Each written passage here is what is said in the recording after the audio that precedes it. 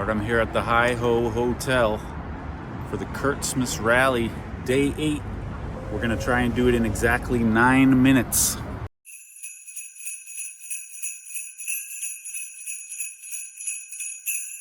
If you do any reading about the Curta online, you'll learn that the Curta was very popular in road rallies. This is something I've never really heard of before, so let's try it. Start the clock! Now, I'm a simple man and I don't know nothing about nothing. If you ask me, somebody driving in a car race doesn't really need a calculator. You just drive as fast as you can and try to finish first. And how is the Curta going to help you do that? But I was wrong. I learned most of this from the Road Rally Handbook by Clint Goss, which you can get digitally for free. I'll put a link down there. This is the 2020 edition, but it still includes detailed instructions for rallying with the Curta. Thanks, Clint. The Curta was used in what they call a road rally, sometimes more specifically called a TSD rally. That's time, speed, distance. This isn't a race at all. The goal is not to finish as fast as possible. Each driver, together with a navigator, drives a specific route, and the goal is to finish at the exact correct time, no slower, no faster. So it lacks the high adrenaline excitement of traditional car racing and replaces it with something more like balancing your checkbook. It's like a motorsport version of the compulsory figures. And we're doing it! We started at the Hotel Hi-Ho and we're going to drive to the Aspetuck Valley Apple Barn, which Google Maps says is 5.4 miles away. And we're going to try and do it in exactly 9 minutes. Now, you could just figure out the ideal pace and stick to it, but this isn't always easy. Uh-oh! That's good. We're too fast anyway, so... The Curta is used as you're going to make sure that you're on pace. Apparently there were two major strategies for doing this, and we did the East Coast method. The West Coast method is the same, but it uses reciprocals for everything. Anyway, the method is all about comparing the current pace to the ideal mathematical pace, which will hit the target time exactly. Now, since we're going to be adding and multiplying times in minutes, we're not going to use the usual minutes and seconds. Instead, I got a stopwatch that measures in minutes and cents. Cents is the unit for hundredths of minutes. Everything's just easier that way. Anyway, here's how you do it. I figure out my ideal speed ahead of time and convert it to minutes per mile. It's weird, I know.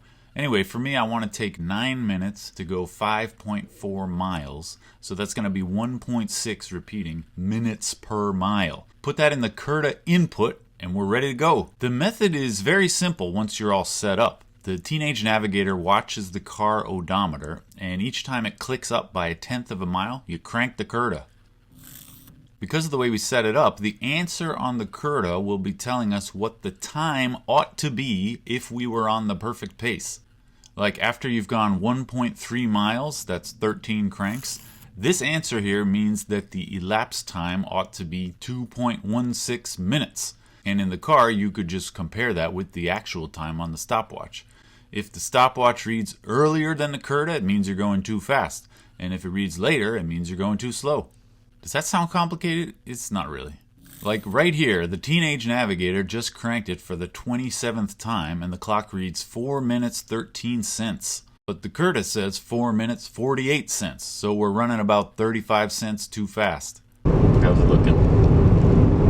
We're still a little fast, but it's better than before. Every 1/10 of a mile, which at our pace is about every 10 seconds, the Teenage Navigator cranks it again, and he's able to say if we're too fast or too slow and by how much. It's pretty foolproof. Like, what if the Teenage Navigator misses a crank because he's not paying attention? This actually isn't an issue because of the Curta's counter. At all times, the counter should be in sync with the car odometer. So if the Navigator spaces out for a while, it can easily get back on track by just cranking until they catch up. I would say the Curta is a great tool for this, and I can see why people continue to use the Curta even after electronic calculators hit the market. Once you're used to doing this on the Curta, it's really not easy to replicate this functionality with electronics, especially being able to see the answer and the counter and update them both. And we're doing a very simple example here. If you read the tutorials about this, you'll see special Curta tricks for like if you go off course and you have to backtrack. This messes up your counter because the odometer keeps going up even though you're going the wrong way, so you're going to have to subtract a certain amount of distance. It's as if for a certain part of the trip you wanted the odometer to wind backwards instead of forwards. But the Curta can do that. Another common problem is that car odometers in the old days weren't terribly accurate. So before the rally starts, there's always an odometer calibration course where you drive a certain set distance and you can compare your odometer reading with the course official's odometer.